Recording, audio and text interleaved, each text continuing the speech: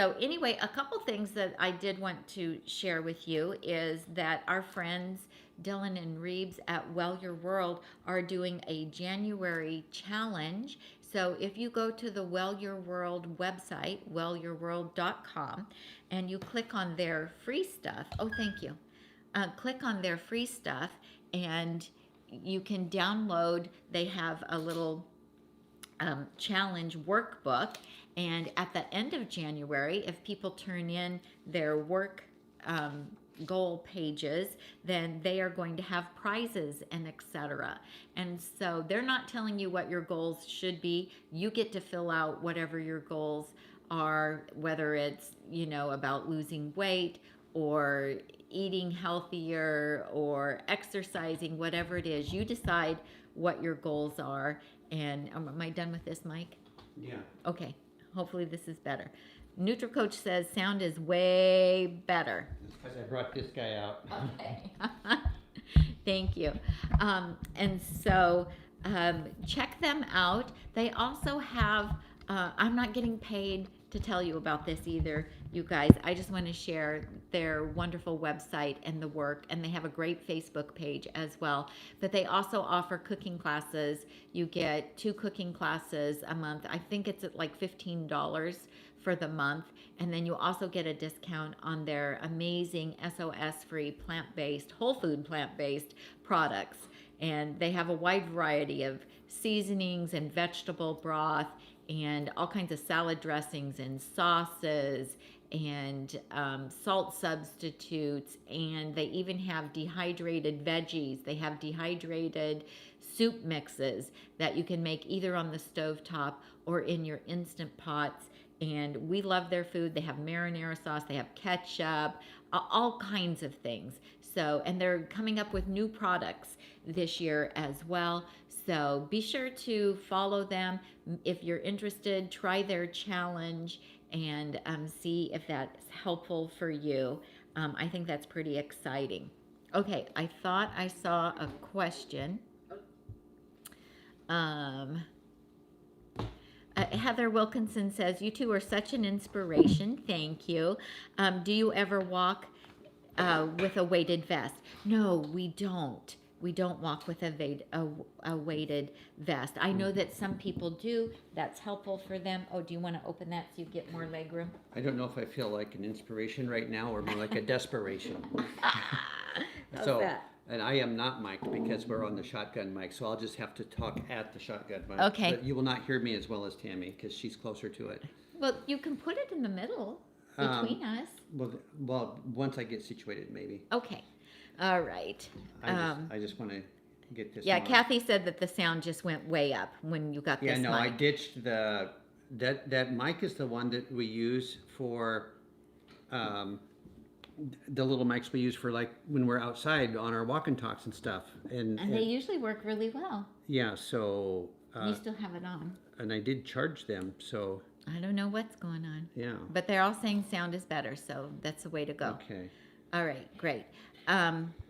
Let's see. Gina says, Tami, anytime you talk about what you do and how we can apply it, it's motivating and really helps me. Oh, thank you, Gina. I appreciate that. Lots of comments about the volume being better. It's fixed. I hope they could hear something of what I was saying before. So anyway, let's see. What else? I got a new Christmas shirt. It's very comfortable.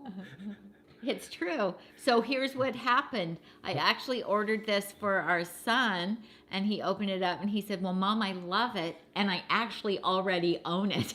And so it's actually a hand-me-down or a hand-me-over, or It was brand new. It's a hand-me-up. It was brand new. So I got this shirt for my son, which I might add that my son and I were the same size. Mm-hmm.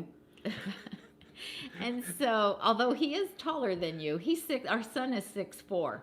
So, and he is taller than you. Yeah. But so anyway, so I said, well, we'll give that shirt to your dad, and then we went online and ordered him a new shirt to replace it. So, it all works out. Tap off to the right. I don't know why that comes up there. I don't know. It's weird. If I can get your iPad. Yes. was stuck on that video, the first one, which I have now deleted. Okay. And so people can't accidentally go there as they come on. It's Okay, gone. good. But your iPad had it stuck in its brain and it wouldn't move on from that. That's so crazy. It was traumatized. Okay, so here's a thought, because it's the beginning of the year, and if you are trying to get back on the right path, the first thing that I suggest you do is to get rid of all the junk out of your refrigerator, your freezer, and your pantry. So any of those things that have accumulated during the holiday season that are calling your name, get rid of them. If you have things that are unopened, there's a couple things that you can do. Most counties, most cities have a food bank. It might be a county food bank. It might be churches that are doing meals for the hungry. So check the resources that you have. They will take donations of non-perishable items from you. So check that out. Also, on Facebook, there are groups called Buy Nothing. Okay. Is this better? I've got you back to your familiar thank territory, you. so I'm I'll gonna take give that you the- computer. I'm gonna give you I'm going to this. come around and get it. Don't move it. Okay. There is, if you look up, like, we live in Roseville, California, so I can go to Buy Nothing Roseville on Facebook. I was talking to my mom about it the other day, and because she had some things that she wanted to get rid of, and so I just went on the computer and looked up Buy Nothing Lincoln, Nebraska, and there was a Facebook group there. And so you go on there, you post a picture of what you have, and you can post perishables on the Buy Nothing group, and as well as pantry staple items. And so you can go on there. That's a good way to get rid of stuff. Better that, somebody who needs it gets it than putting it in the trash if you can. So that's one way. Or your neighbors, or if you have relatives who live nearby who would want that food, that's another way to get rid of it. But get it out of the house, because it's too tempting. If it's right there, we start out really strong in the morning with a high amount of motivation, and we can make really good decisions. But as the day goes on, our motivation can lag. We get what's called decision fatigue. And a lot of people tell me by the end of the day is when they start making bad decisions. That's perfectly normal. That happens to everyone. That's why we have to set ourselves up for success, so that when we do have decision fatigue, when we are tired and we don't feel like cooking, that we have healthy food to choose from and not the unhealthy food. So if it's not in the house, you can't eat it. If you would have to get in your car to drive to get it, that gives you time to talk yourself out of it. And so when Tom and I, or I should say when I first started eating this way, and Tom wasn't 100% on board with me at the beginning, I said, you know what, I really don't want your chips and crackers and your Cliff Bars and your granola bars in the pantry, because I don't want to walk in there and see them and be tempted by them. Can we move them to a cabinet in the garage? And he was like, sure, of course, that's great. So we did. Well, interestingly enough, what happened was he forgot about them. And months and months later, maybe even a year later, then we discovered all that stuff that was in the cupboard in the garage, and we went, oh my goodness, getting them out of the kitchen worked beautifully, because he had forgotten about them and I had forgotten about them. Unfortunately, they had expired, so we couldn't donate them to any organization. But it was just proof to us how powerful the seeing those things is. So get them out of the house, and then restock with things that you can have that are healthy. So, I have over here a bowl of bananas. I have a bowl of persimmons. In my refrigerator, I have apples and oranges and pomegranates and little mandarins. And, so I just always want to open up my refrigerator or go into my pantry and be able to see healthy food.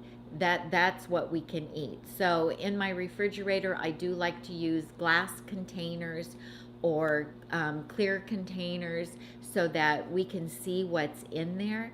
I'm what I call highly suggestible. So if I see something, that isn't healthy, I might decide that I want it, even if I wasn't thinking about it. And so I want to open up the refrigerator and I want to see the healthy fruits and vegetables, my pre-made salads, my batch baked potatoes. And that's another thing. Batch prepping is really a lifesaver, you guys. So get things made, put them in the refrigerator that you can pull together and make meals out of. So I always say, if as long as I have greens, beans, and grains, I can make a meal, because that can be a nourish bowl. And I don't even have to have like a sauce to put on it. I can just put balsamic vinegar on it. If I have a flavored balsamic vinegar, even better. But that will satisfy me. It can be made in a hurry, so I can just put all of the greens and some brown rice and some black beans and some salsa in a bowl, and I can heat it up in the microwave, and I can be eating in less than 5 minutes. That prevents me from snacking on things that would cause me to overeat and not be as healthy. And then I can sit down and enjoy that meal, because the greens have thylakoids in them, which are an appetite suppressant, and they make you feel full. They're great for your gut biome as well. And then, of course, the brown rice is full of fiber and it's very filling. And the beans are, a great source also of carbohydrates and protein and good fat. And so that is very filling. We love beans and rice. We love beans, rice, and corn. You love that in your salads. Beans, Yes. rice, and corn. Yes. Yes. Beans, rice, and corn. The Or- staples, the three pillars of life, the three pillars of sustaining whole food, plant-based Yes. life. Oh, Did you see this question back up here? I did see that somebody said that you Okay. look very dapper. Oh, yeah, I saw that. Thank you, ladies. Yeah, Randy and Jesse and Gina were. Okay, Go so on if I missed a question up above, let me know, Tom. I'll scroll back because there was some questions when I was messing with things, but I didn't have a chance to bring it to your attention. So C says, if you were starting over and wanting to have your daily salads, which containers would you choose for your fridge? Well, that all depends on how big your salads are. So the salads that I make are probably somewhere around 7 cups or so right now. I've been making them a little bit smaller. We're older than we were in 2013 when we started eating this way. And I just kind of feel like our appetites have reduced somewhat. And I can't, Tom can still eat the same volume of the big salad, although you have cut back even on your soup, your dump soup that you make. You're not making it as voluminous Right. as you used to, because it was just too much. Right. And so our salads were around a pound, and I just weighed them because people kept asking. And then a while back, I weighed one of the salads that I'm currently making, and they're usually between like 10 and 12 ounces now. And that's, before we start adding starch and fruit and other things to them. So it just depends on how big your salads are going to be. And so you should just experiment. You can, before you buy containers, you could just set some bowls out and fill them to the size of a salad that you like, and then figure out, well, how big of a container do I need? And so, like, all of the Ziploc containers say on them how many cups they hold. So you can do a guesstimate. And then initially, I just bought some different sized Ziploc containers and Rubbermaid containers, and then brought them home. And then we tried them out and decided which size was the best for us. And but I like that I can see in them and see what they are, and then put them in the fridge. And we open up the fridge, and whoa, there's our salads. No, I still load mine up, so when I dump it back into that 9-cup container, It fills it. It's probably got 7.5, 8 cups worth of chopped, all the goodies, Yeah. that I add to it, the cucumbers and edamame and rice and beans and corn, and so as long as I get to graze on it for 45 minutes, I'm happy. So I was busy working on technical stuff, so I don't know if you covered these. Christina asked some time ago, when did you decide to hit a set point and started to fast in the morning? That's the oldest question. If you want to back up and catch questions. Well, I think. And I don't know that I understand that question. What does that question mean? Oh, well, when did we decide to do the hit a intermittent set fasting? point. I'm thinking it was about 2 years ago when I first did. Well, I thought I was doing it before I met Sia, but after I met Sia and learned about intermittent fasting, then I found out I wasn't really doing it correctly. And so I think it was a couple years ago, and it just kind of I fell into it initially because when I first started doing Chef AJ's Ultimate Weight Loss Program, that was in 2015, and I'd already been doing plant-based for a couple of years then. She had you eat a pound of vegetables for breakfast. And after doing that for a year or so, or maybe longer, then I figured out, I thought, am I really hungry? Do I really need to eat these vegetables? Am I really hungry in the morning? And so I just decided to do an experiment. And I had always been exercising on an empty stomach first thing in the morning. I like to get up and go for my walk as soon as it's daylight. That gets my day started good. I'm a morning person. I'm not a nighttime person.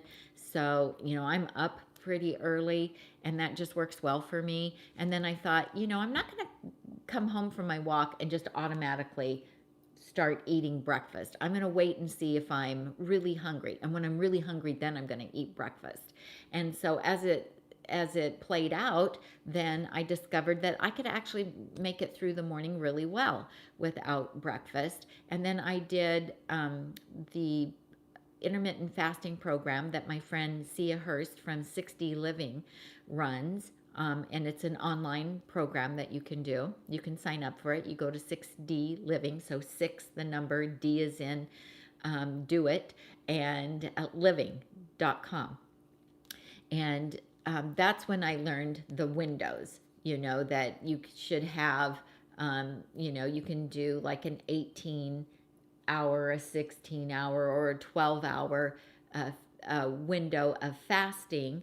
And then, I tend to like about a 6-hour, what they call feeding window, from 12:30 to 6:30. I'll have 2 meals within that time. And we really got off track with that during the holidays because some meals were later and some lunches didn't start until 1:30 or 2. I had a couple of linners. A couple of linners. Yeah. Yeah. Not lunch, not dinner. It was dinner. Right. And so, so we're getting back on track with that. But Tom has been enjoying some oatmeal on the cold mornings. Some mornings he does want some oatmeal. Like this morning, we went to our Pilates class at 8 o'clock, and we got home from that, and we dived right into. You mean yesterday morning? We went for a walk this morning. Oh, we went for a walk this morning. But You're right. I didn't do OT today because we did a thing, and then by the time we got done doing the thing, whether it was Pilates or walking, it's 9:30, and that's clearly too late to eat a breakfast. Right. If we're going to have lunch at 12:30. When lunch is just in 120 minutes, it's like, okay, so what's a little hunger for a little while? Right. At least that's what I try to convince myself. And Christine did have a follow-up comment behind her initial question was wondering if you started to do intermittent fasting to lose the last 10 pounds. What did you do when you hit a set point that you wanted to break? Yeah, I don't know that I ever really hit one of those set points when I was initially losing my weight. Intermittent fasting did help you with that, because for sure. I don't know, I'm not going to assume that everybody else knows.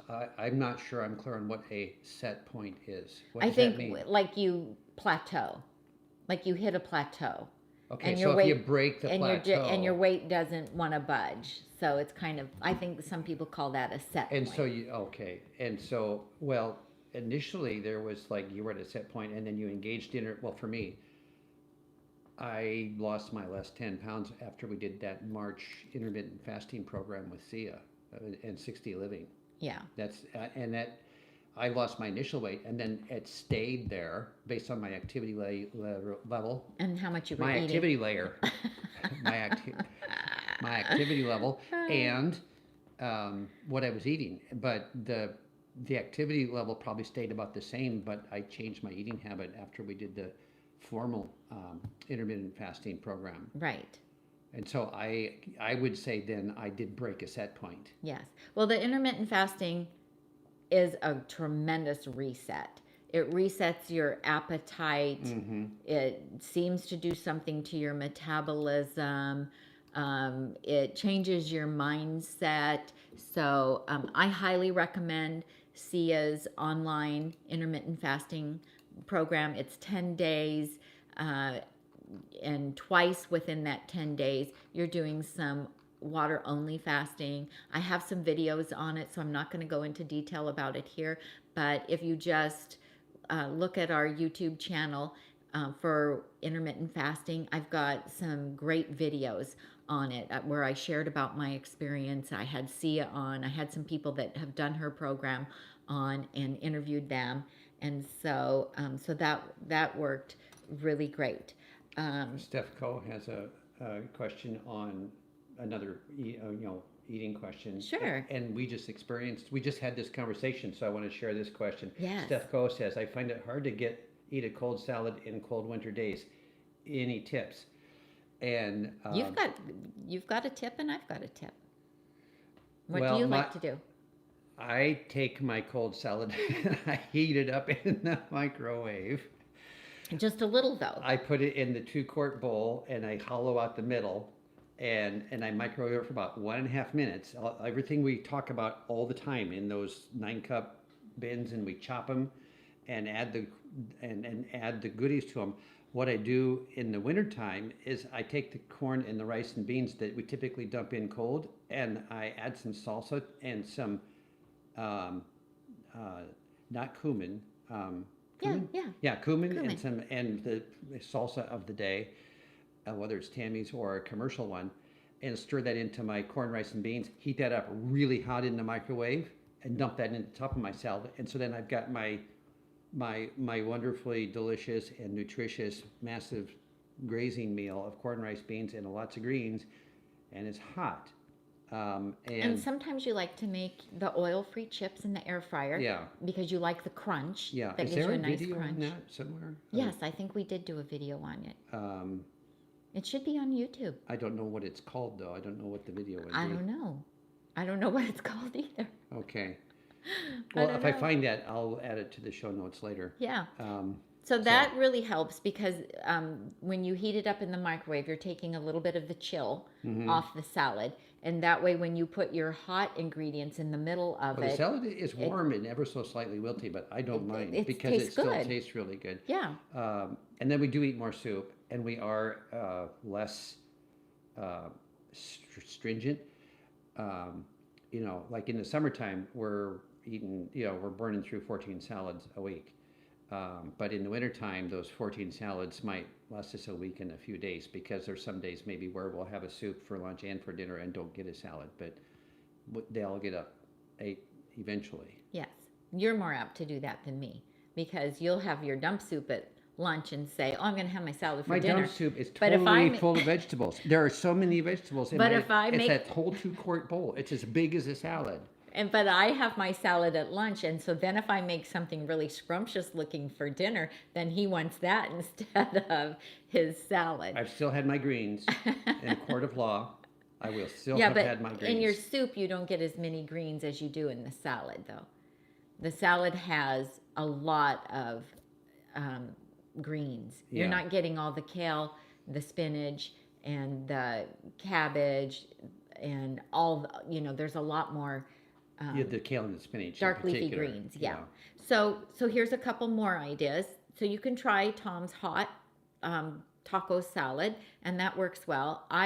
I'll chop my salad as well, and I will heat up my rice and my beans, my corn, and if I have the chipotle nacho cheese sauce made, then I will heat that up, and I'll just go ahead and put that over the top of my chopped salad, and I'm perfectly happy with that. Also, I do like to take either a chili or my hearty lentil vegetable stew and heat up 2 cups of that and pour that hot over the top of my chopped salad. And I'll season my chopped salad depending on what I'm pouring over it. I'll season it with, like Mrs. Dash garlic and herb seasoning, or Well Your World's chili lime seasoning if I'm doing chili, and drizzle some balsamic vinegar. We have the flavored balsamic vinegars from California Balsamic.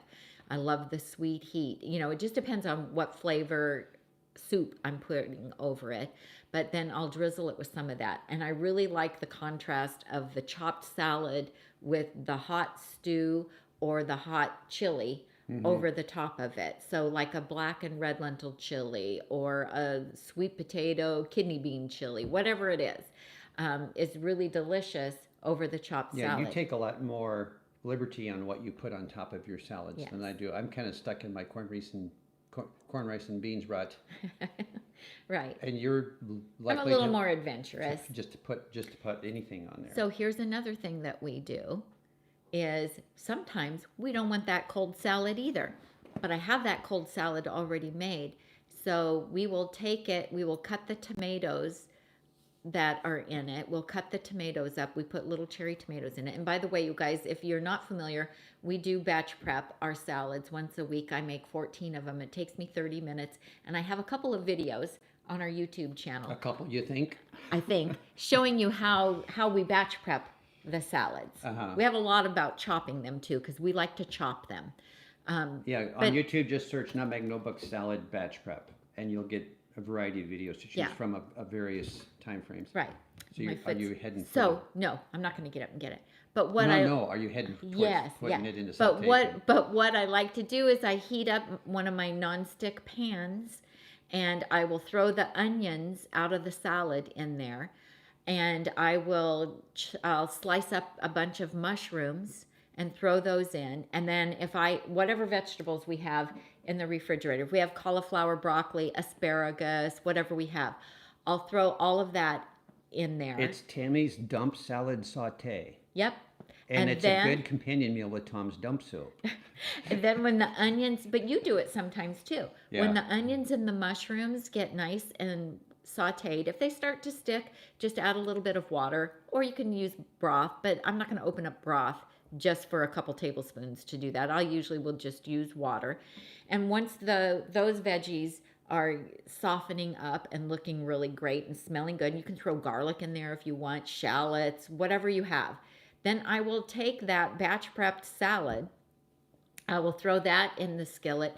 I will put the lid on and let that steam. And oh my goodness, you guys, it is so delicious. So I will put some rice, some brown rice, or quinoa, or wild rice, or I like to make the oat groats and use those in a savory way. We have a video on how to do that as well. Put that in the bottom of my bowl and heat all the heated up veggies on top of it. And then I'll either do cheese sauce or balsamic vinegar or a flavored vinegar over the top of that. And then whatever seasoning, like, I might want it to taste more Asian. So, like a Chinese 5-spice or something. on it, or if I'm going more for like an Italian flavor, Italian seasoning, Mediterranean, I have a Greek seasoning, you know, and if I'm doing the Italian, we grow fresh basil. We'll throw fresh basil in it, and that will make it really super delicious as well. So you also could, if you wanted to turn it into a soup, you could chop all those veggies up into more chunks so they're not big pieces, and you could put them in some vegetable broth and add some potato, already cooked potato or rice, or some kind of a starch to it, and have it that way. That way that salad doesn't go to waste. We still get it. We're just not eating it as a chopped salad that day. So I hope that helps a little bit, because I understand if you live in a cold climate, Yeah. on a freezing cold day, that salad may not sound good to you. I totally get it. Jean is asking a new subject. Yes. Is your Pilates class a private session or a group class? And it's a group class. There's if it's a full class, there's 12 people in the class. And we're on the reformers. Yeah, we're on the reformers in that. However, the instructor does, walk up and down the aisle, and there's a variety of instructors. We have 2 or 3 different instructors every week, and they're making corrections, and if you've got bad, they ask permission. If you got bad form, they'll grab a foot and a knee and reposition it for you, so that you're not in bad form or That happened to both of us yesterday. yeah. Yeah, it's like, nope, put that knee down and then put this foot up, So Yeah, so it's a lot more economical because we're doing a group class. So individual classes here run anywhere from $90 to like $120 if you're going to go and have an individual session with a Pilates instructor. And so, and if you want to do 8 classes a month, it's like $199 to do 8 classes. 229 For 8 classes? Yes. Oh, okay.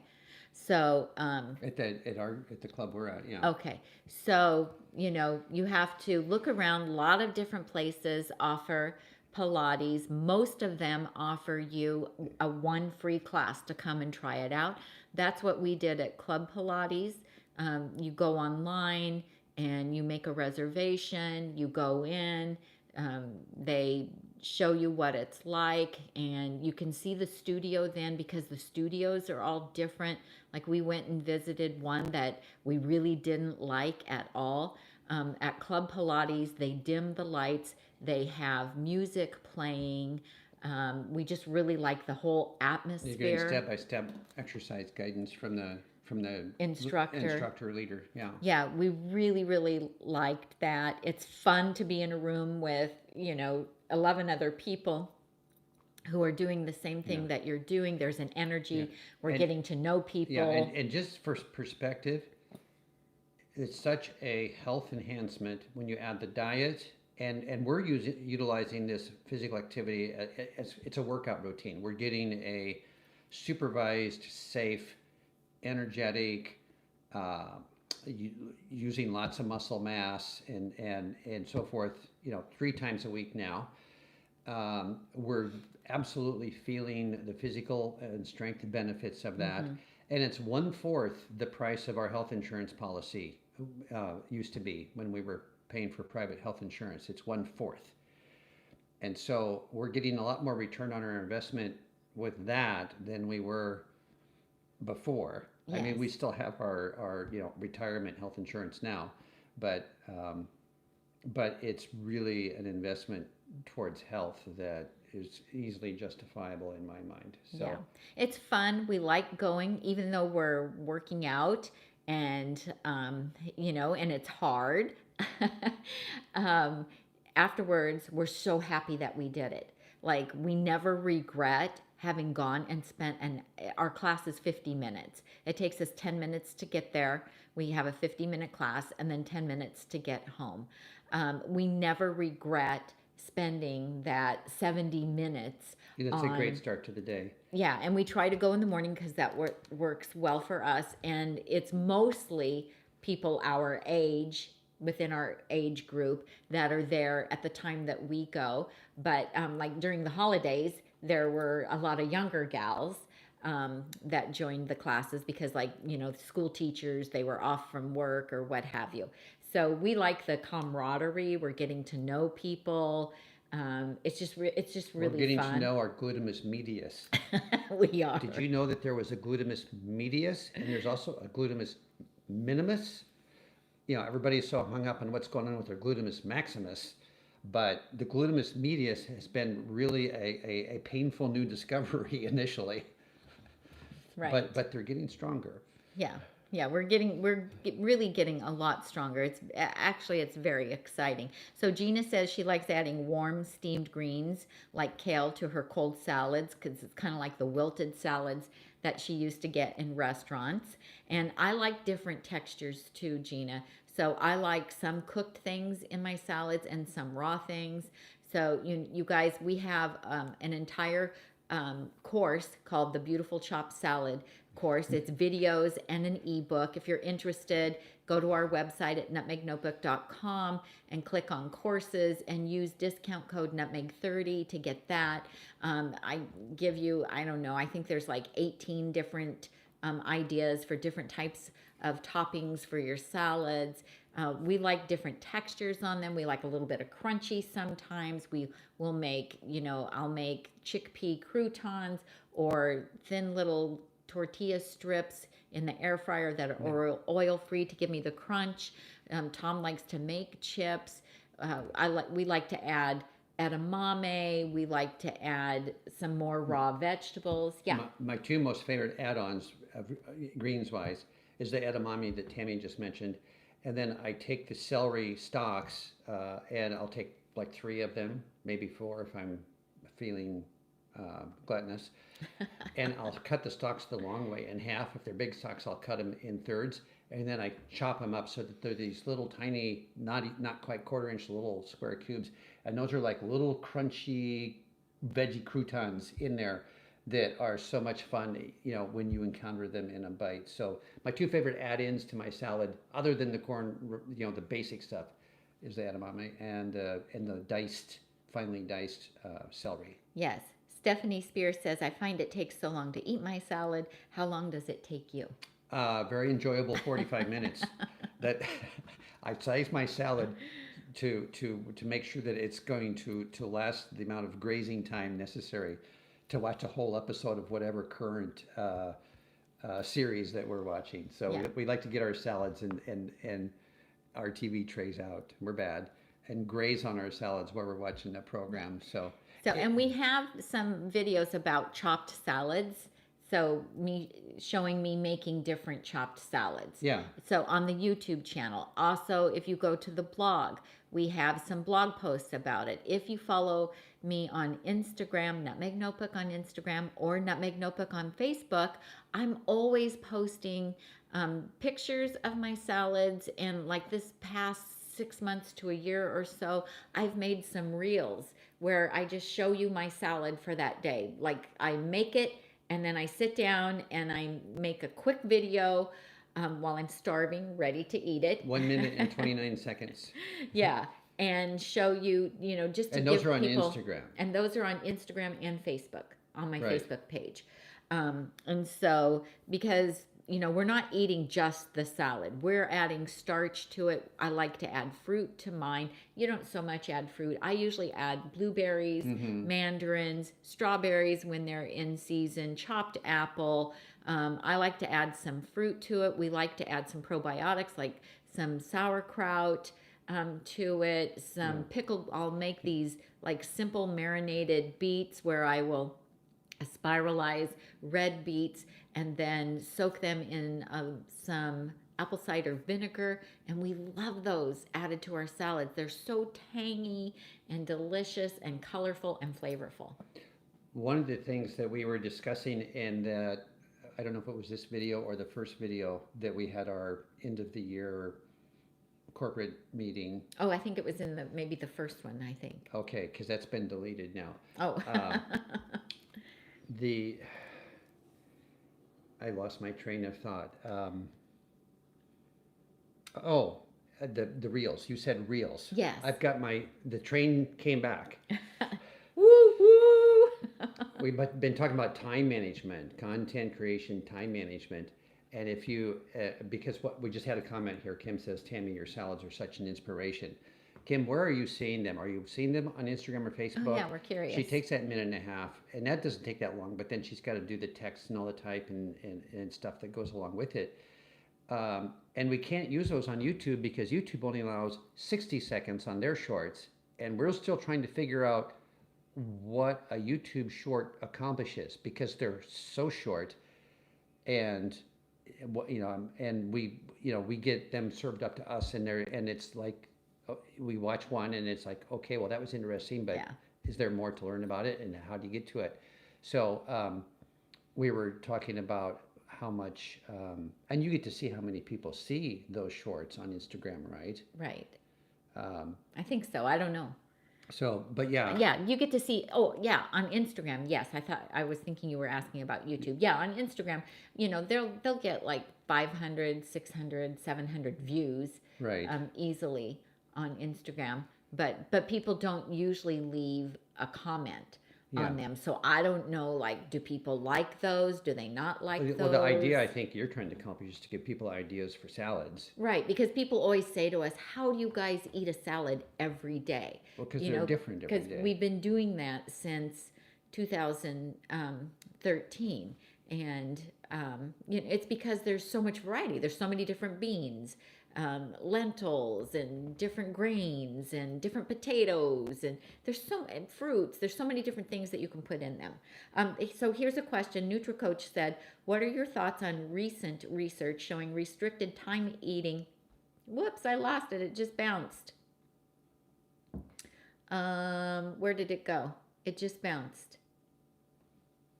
I was reading it and it bounced. Well, I can scan back up here for it. It was from NutriCoach.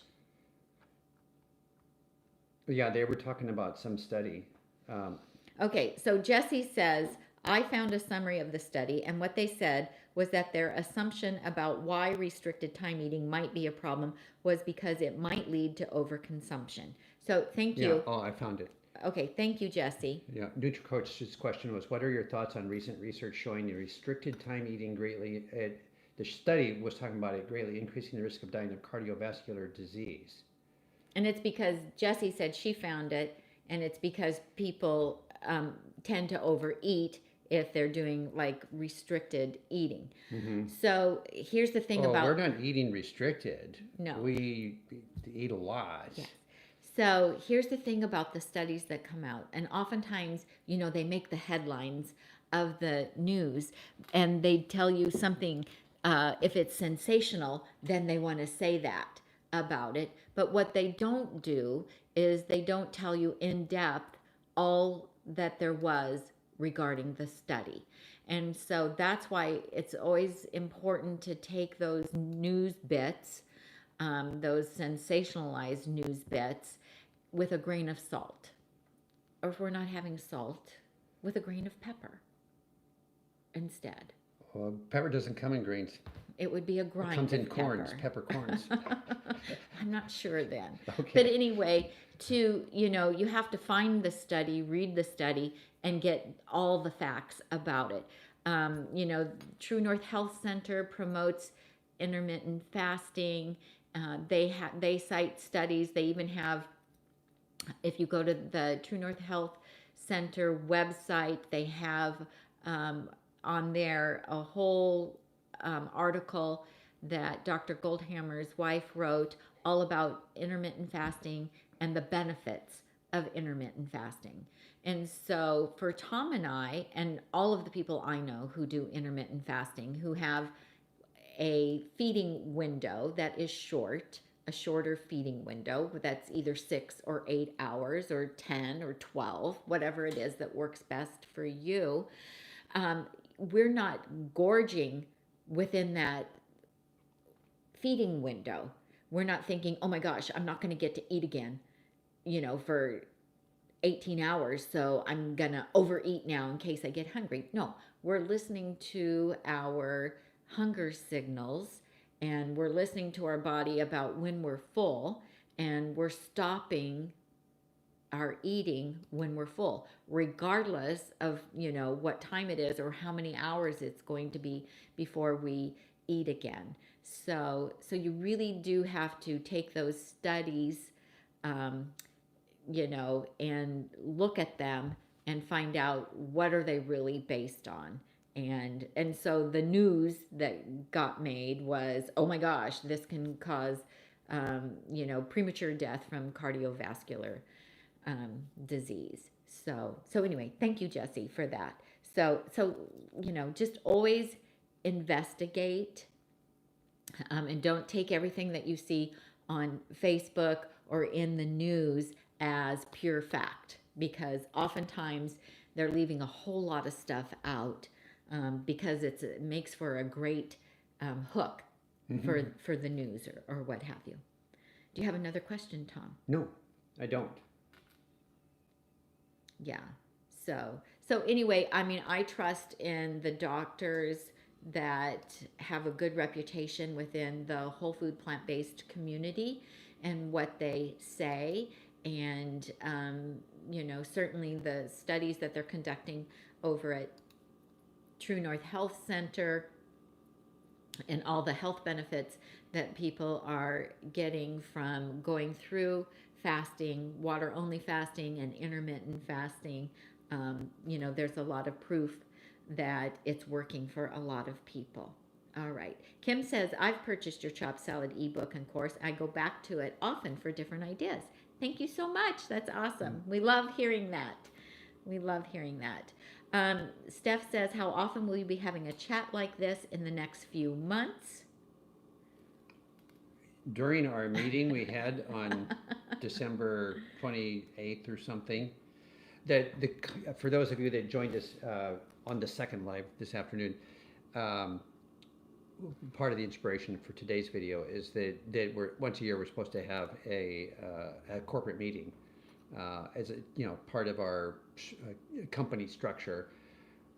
So anyway, we talked about strategies for 2025, and as we mentioned earlier, we had we had a very busy soccer season with our grandchildren last summer, and all fall. And quite purposefully took off and tried to be supportive grandparents through that amazing process. And it was so much fun. And it was a lot of fun. And then December we made a specific decision to take it off and focus on family and holidays and whatnot. So we did do that. The weekly lives in our current format really don't work for us because that takes up too much time out of the available hours that we want to put towards creating new content, things that we can to offer up and have them stay up. These lives are a conversation with you, and we do enjoy doing them. Realistically, once a month is going to be the initial target, to check in with you once a month. Not that we might jump on live. The whole thing with our setup today and not wearing the wired mics, and we're broadcasting from my iPhone. I didn't get out all the gear and the computers and the monitors and the lights and the professional sound system, because Tami says if it was easier to just, if I happen to be cooking something and think, wow, this would be really cool to share live because it's like a start to finish little thing, then can we just grab a phone and go live and broadcast and do it? Or because then it's happening in real time, there'd be a little bit of opportunity for a Q&A in that, but it'd be pretty much a specific presentation on something. I wouldn't necessarily do those live.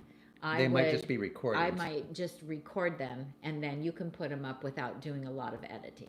Yeah. Just to save time. So, what he's trying to get around to saying is that we're not going to do regularly scheduled lives at a certain time on a certain day, because it doesn't allow us to have the flexibility to do things with our family and to help with our grandkids as needed. And sometimes And those those things things are not scheduled. and those things are not always scheduled. I mean, piano lessons and gymnastics and, getting them to their extracurricular activities, those, of course, are pre-scheduled. But a lot of times, something will come up last minute.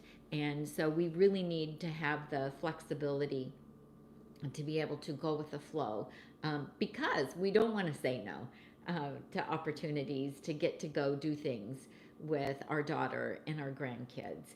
And so yeah. Yeah, So we will fit them in where we Yeah, can. so officially, we will be doing impromptu lives where the opportunities kind of are laying there in front of us, and it's like, hey, let's go live with this. Tammy did ask me day before yesterday if we wanted to do a walk and talk where I put the camera on a gimbal on the monopod instead of a tripod, a single pole that I can hold and have it be out in front of us during our outdoor walk. We have done some of those in the past. The image quality is never great because you're using 5G instead of our Wi-Fi, but they're a way to have a chat. It was too cold. I didn't want my hands to freeze on the metal pole holding the camera because it was like 36 degrees. I go, it's way too cold for me to hang on to that pole for 45 minutes to an hour. So we will throw in some, like today worked out for us to be able to go live this afternoon. So this morning I was like, hey, it looks like today it could work. Do you want to do it today? And so we were like, okay, we can pull it together. Well, it's New Year's Day today. too, so it was all very appropriate to launch the new year. And if we do a great grocery haul and get home, oftentimes we'll decide to do a live and show you all what we bought at Whole Foods, Trader Joe's, Costco, or all three. Yeah, did anybody see that Sam's Club haul I put up this morning? That was such a surprise. We did that at Walmart once. We went to Walmart to check things out, and we came away with a whole cartload of organic vegetables. And then she had that happen at Sam's Club a while back, and so I put that video up this morning about and we know it's going to vary location to location. That's why I put in the comments. We when Tammy steps out of our usual rut of Costco, Whole Foods, Trader Joe's, sometimes she makes surprising little discoveries like that, and we save a few bucks in the process too.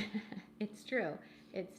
So So we will do some lives when it works. Now here's something. If you guys have questions for us about a whole food plant-based lifestyle, you can send your questions to either Tom at nutmegnotebook.com or Tami at nutmegnotebook.com.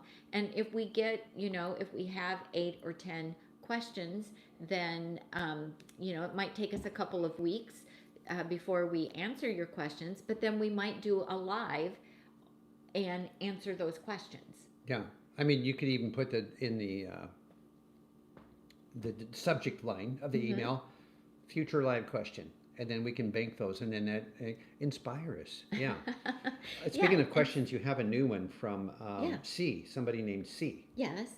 Before you took the final plunge, dairy-free, etc., did you indulge in a purposeful, non-compliant food day or meal? No, not that I can remember. So I had looked into whole food plant-based in 2012. I watched Forks Over Knives. I read one of Dr. Furman's books, and we were actually planning our daughter's wedding at that time. And after our daughter's wedding, I was having foot surgery. And so I thought, well, this is a really bad time to upset the apple cart and to totally change my lifestyle. So I'm going to wait till we get past the wedding and past the foot surgery. So I had already started transitioning to more plant-based meals and eating less meat and less dairy.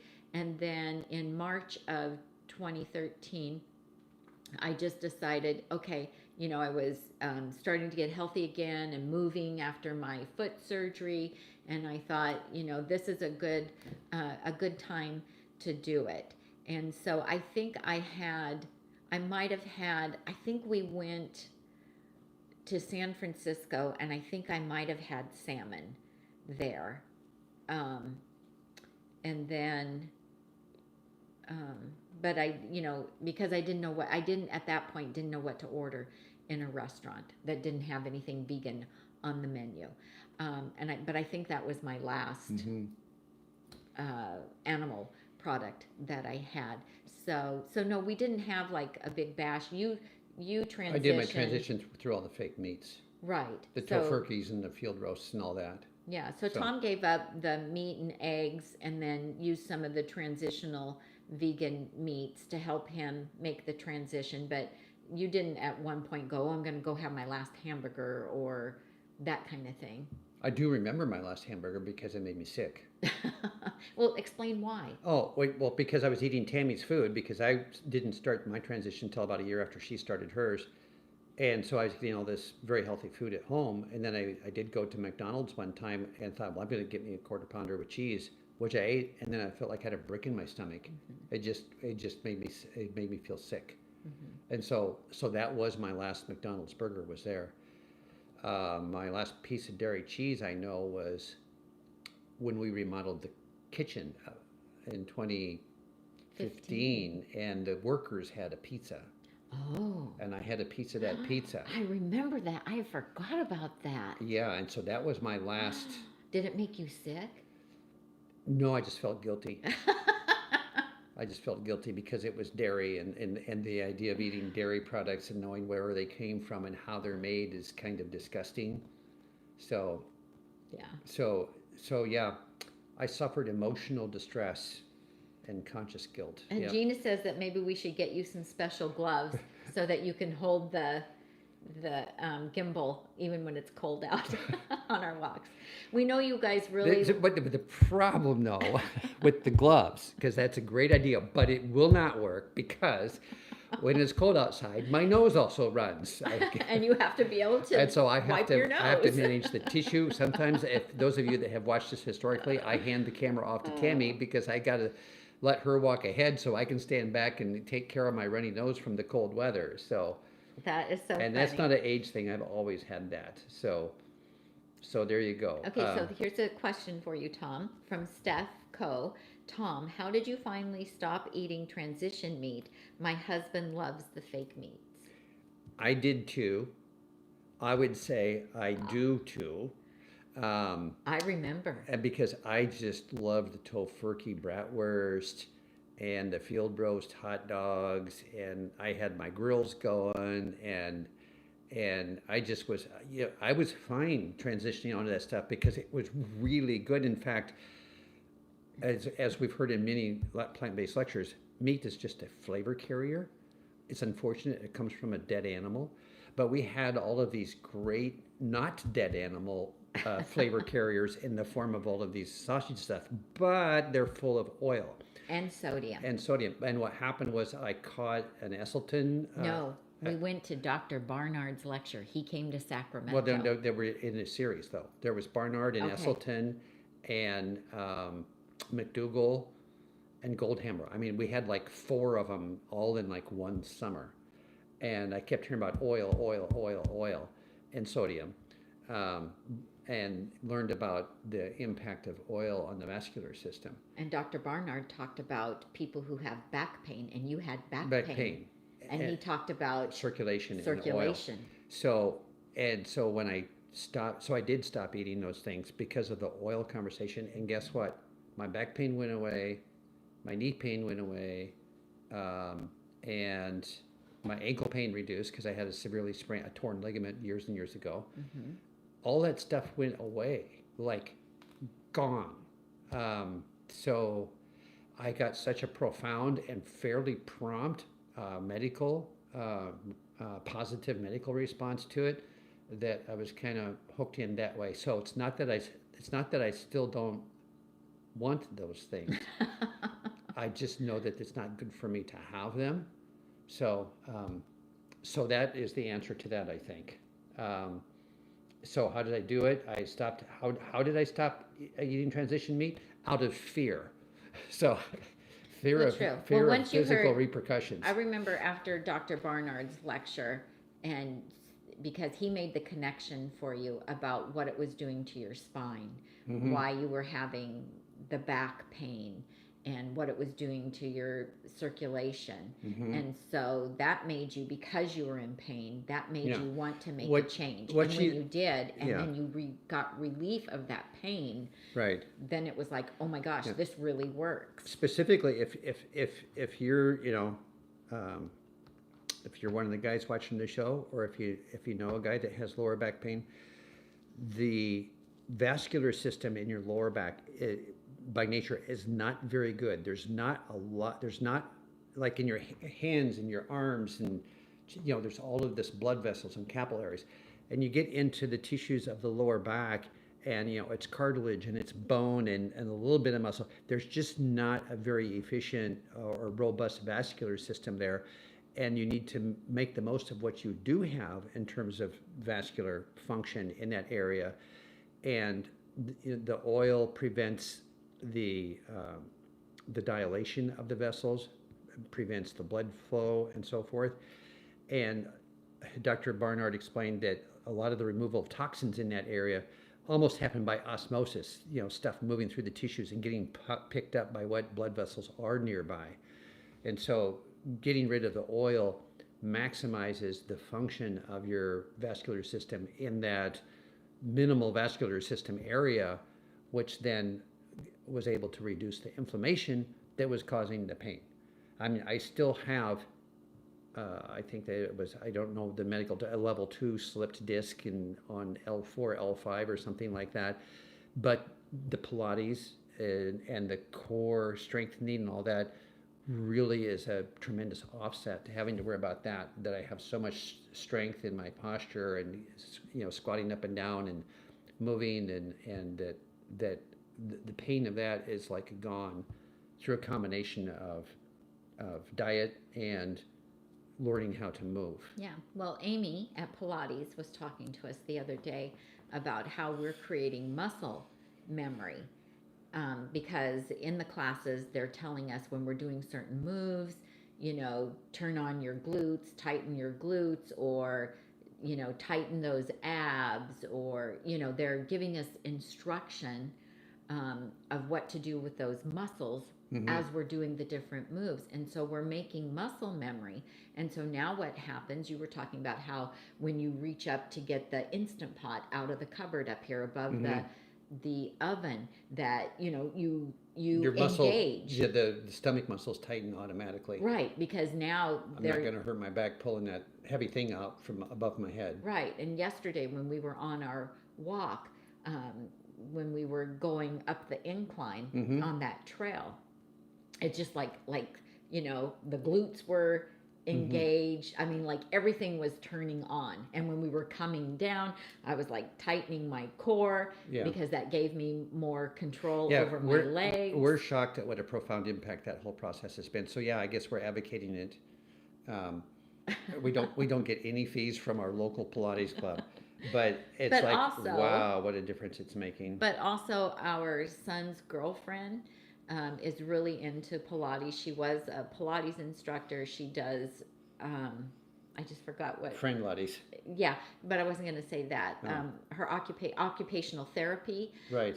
With children now, but she's also getting back into Pilates and helping women with pelvic floor and so forth. So she also really encouraged us to get into a Pilates class and see for ourselves what it could do for us. And our son, it takes 5 to 10 years off of your self perception of how old you are.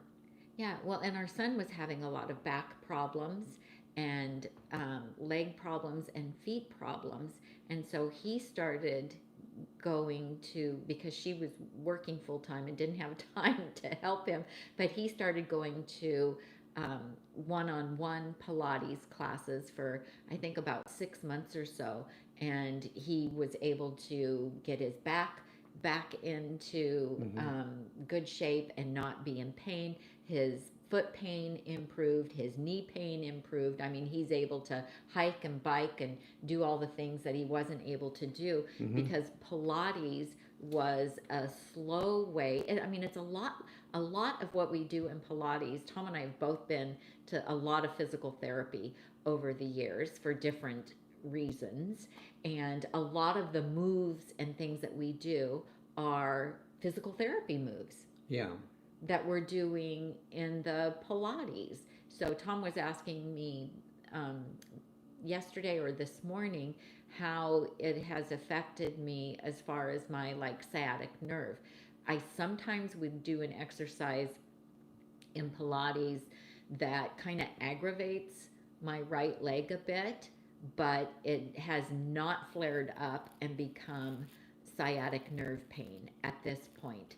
And I've even asked like a couple times when it hasn't felt really good to me, and the instructor will give you a hint, a tip, like, move your leg this way and it'll take the pressure off, or do this, you know. So they're there to really help you. And yeah, we can't say enough about how great it's been. All right, so let's see. I saw Steph says, love your oat groat risotto, Tammy. Oh, thank you. I'm so glad. I came across that recipe the other day and I thought, oh, that's such a great wintertime recipe. I need to put it on Facebook and Instagram again. I'm also curious how many of you that follow us on YouTube also follow us on Instagram or Facebook, because we'd really like to know like where are our efforts going to be most useful? Where are we going to reach the most people, and what format do you guys prefer? So you can answer. Yeah, the hard question we were asking ourselves is, should Tammy cease and desist from posting on Instagram and use that time for other purposes? Yeah. So we were looking for information on whether we can just drop Instagram altogether, and then still try to Do some do some Facebook. things on Facebook to have another avenue other than, because we have our email and YouTube notifications. We don't have the contact information for folks on YouTube that aren't already registered on our blog. Yeah. So, And it seems like our generation, people within our age group, are more on Facebook and less on Instagram. yeah, I want to talk to Mona for a moment too. Please. Mona says that she, this was on the, doing lives or not. She says, I don't get notifications on my phone, so impromptu lives I seem to miss. I do prefer lives, rarely do I get to a replay once it's over. If we're doing it impromptu, and I know that we're going to be doing it, it's like today. Today wasn't impromptu, but we didn't decide to do today's show until this morning. And then I sent a little email out that said, hey, we're doing a live at 3 o'clock, and we're going to talk about what's coming for 2025. And oh, by the way, we put up a new video this morning. So anyway, so we'll still stay in touch, Mona, through email, and let you know if something's coming up, when it's going to be, or if something is about to happen, when it's going to be. So if you don't get notifications on YouTube, do you get a chime when you get an email? You make an awful lot of our shows, so we're always happy to see you, and we see you pretty regularly, so thank you for that. Okay, so if you want to get notifications, could you get notifications on your phone? Yeah, because you have to turn it on, but it sounds like she's got notifications turned off. You have to tap the bell on, so where and in your settings, you have to go in and have to change have it. YouTube notifications Turned enabled. on, right? So you have to enable notifications. You have to click on the bell that's by the subscribe To button get them. on YouTube. Then in your phone, you have to go in and make sure that you have notifications turned on for YouTube in order for them to come through. And then you're going to get notifications. And so the place to manage notifications on YouTube channels is on YouTube, so that the ones you do want to be notified come through to you. Right. And then turn them off by sight if you don't want them to come through. Because like Tammy subscribed to like over 100 channels, everything in the world plant-based, plus, we share that same channel, all of the instructional stuff for everything technological on running a YouTube channel. I mean, literally we have over 100 subscribed YouTube channels that you have to scroll and scroll and scroll and scroll and to find the ones we're looking for. Right. So We've been on for an hour, so if there's any other questions you want to catch. Jocelyn said, hi from Massachusetts. Enjoy your videos. Just signed up for batch cooking. Awesome. I'm so excited for you. There's a lot of content there, but I think it'll really help you. So I'm so glad that you got that. Thank you for that. Lots of people are telling us whether they follow us on Instagram or Facebook or YouTube. So thank you. That's really great information for us to have. It kind of helps us. A lot of people really like YouTube and Facebook and not so much Instagram. Marcia says she gets our emails. Thank you. We're glad that you're a subscriber. And so you guys, you do want to make sure that you subscribe to the YouTube channel and that you go to the blog and you subscribe there, because we do try to send out an email when we are going to do a live.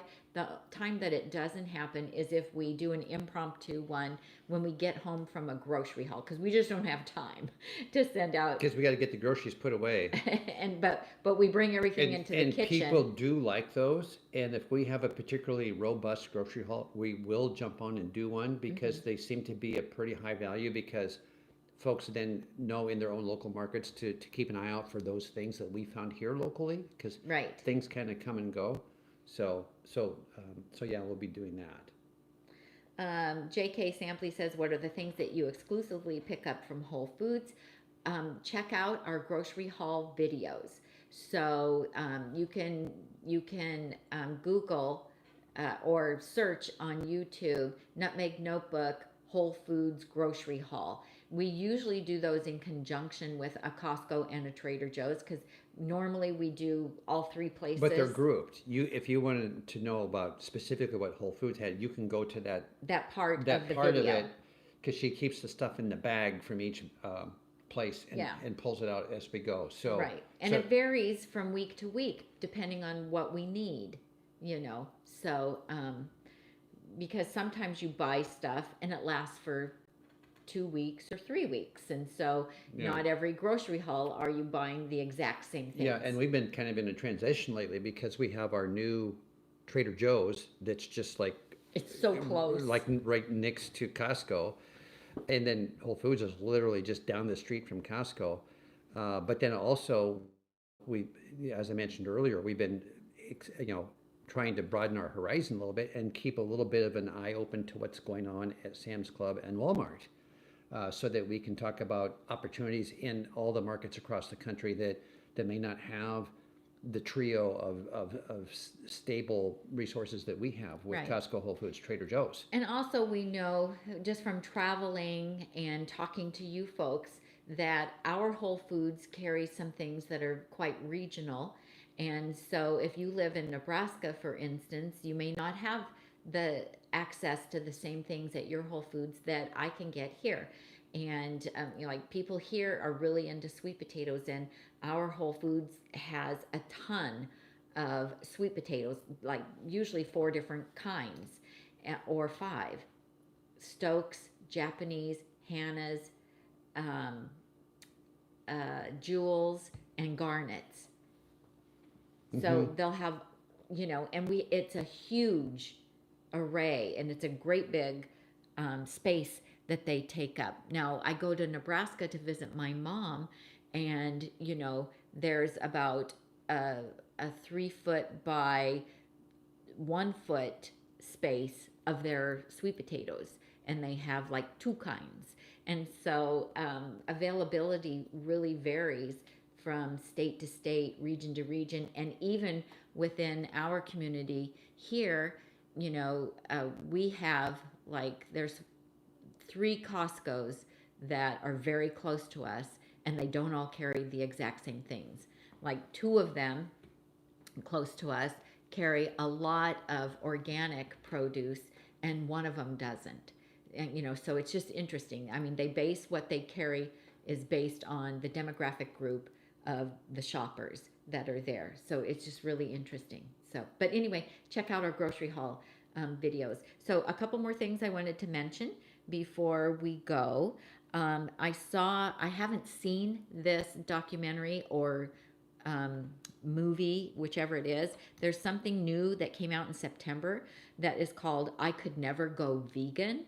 I've seen it flash up a couple times on Instagram and Facebook. I haven't found where it's showing yet, so I don't know if it was in the theaters or if it's on Netflix, but it's called I Could Never Go Vegan. We like the Forks Over Knives. If you're new, that's a really good one to watch. Game Changers is an excellent one.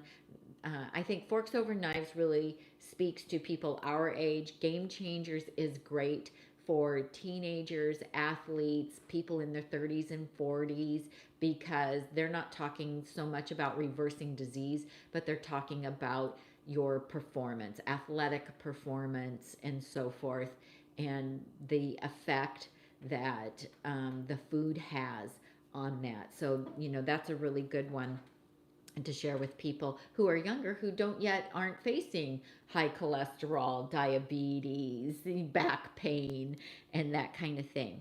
Also, I wanted to let you know that on January 22nd at 4 p.m. Pacific, 7 o'clock Eastern time, I'm going to be the guest chef, although I'm really not technically a chef, but I'm going to be a guest on the CNS Kitchen Studies program. They do a live cooking show, and so if you go to cnskitchenstudies.org, I don't know if you can put this in the comments, Tom.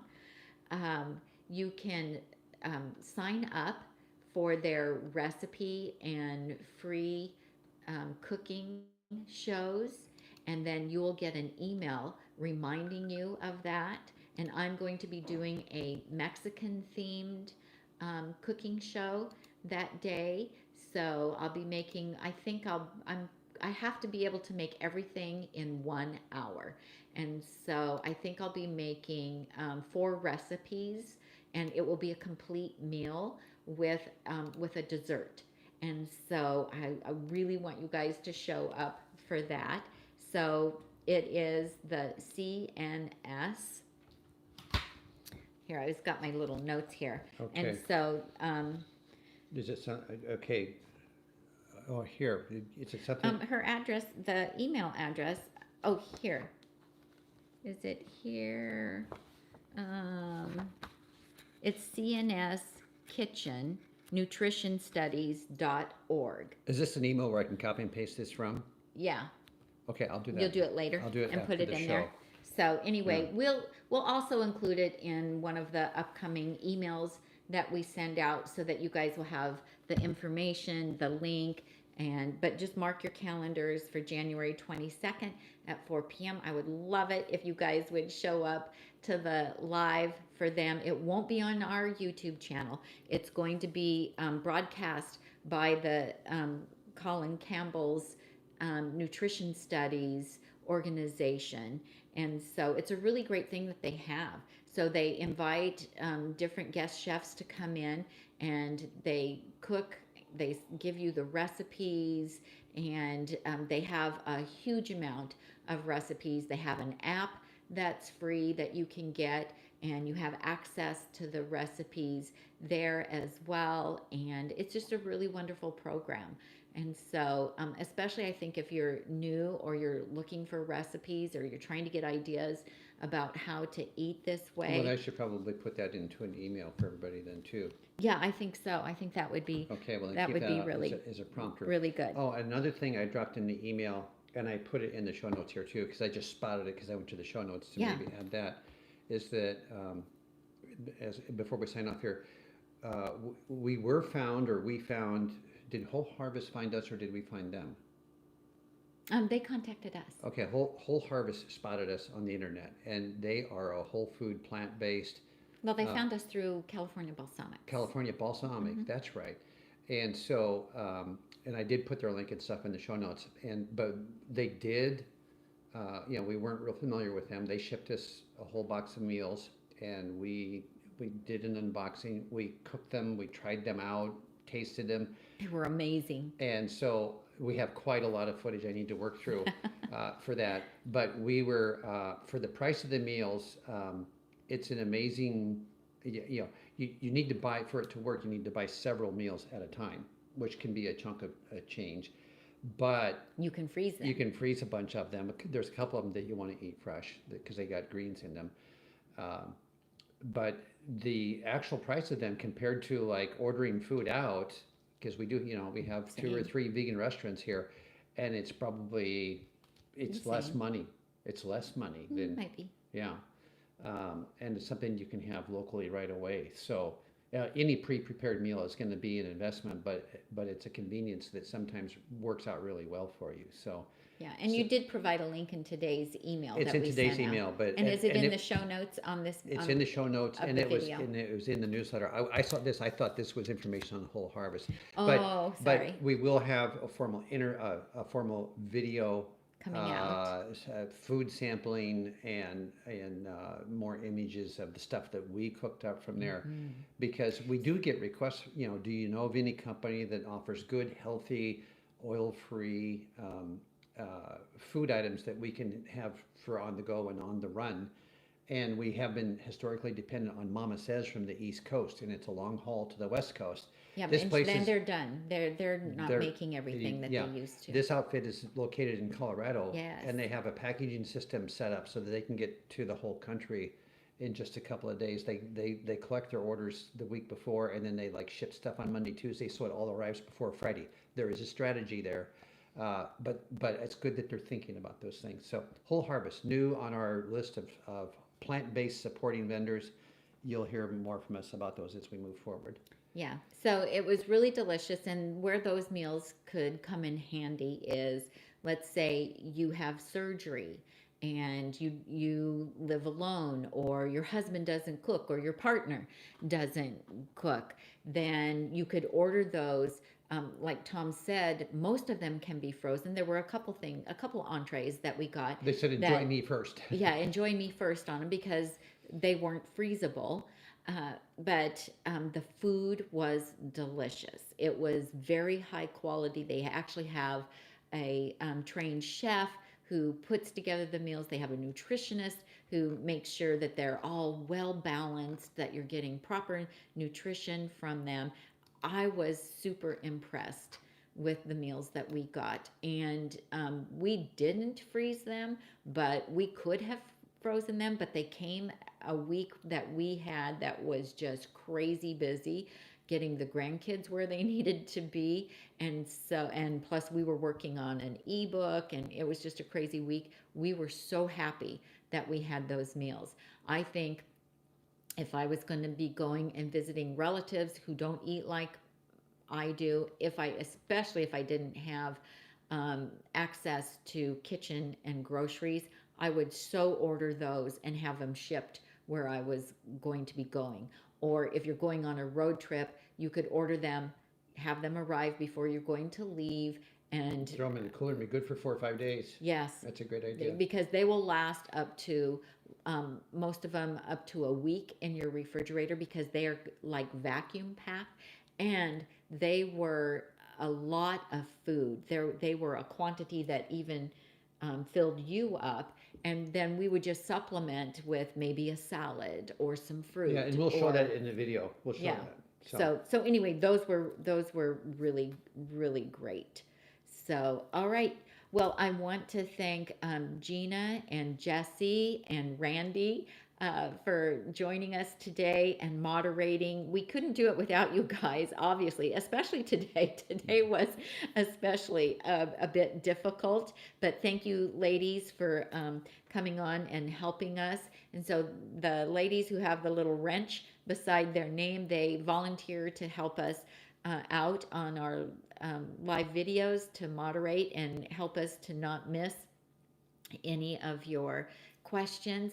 Thank you to everyone for showing up today. If you would please give us a thumbs up for this video, it really helps our ratings here on YouTube, and then it makes YouTube say, oh, well, all those people like that video. Maybe this lady who watches plant-based videos might like to learn who Nutmeg Notebook is as well. Well, our hope is that the algorithm is introducing plant-based videos to non-plant-based people to give them the opportunity to lead Yes, healthy yes. lives. And Gina says she thinks Whole Harvest even has a restaurant in Kansas City, and they do. They recently opened up a restaurant there as well. And if we ever get to Kansas City, you can bet we'll be going there and trying it. So thanks everyone for showing up. Happy New Year. Make this year of 2025 the best that it can be. Be kind to yourself, feed yourself well, keep moving, and just have a wonderful, healthy, happy New Year. See you next time. I'm Tami, And I'm Tom. and we help you get Get healthy healthy and and stay stay healthy healthy, one meal at a time. Bye, Bye. you guys.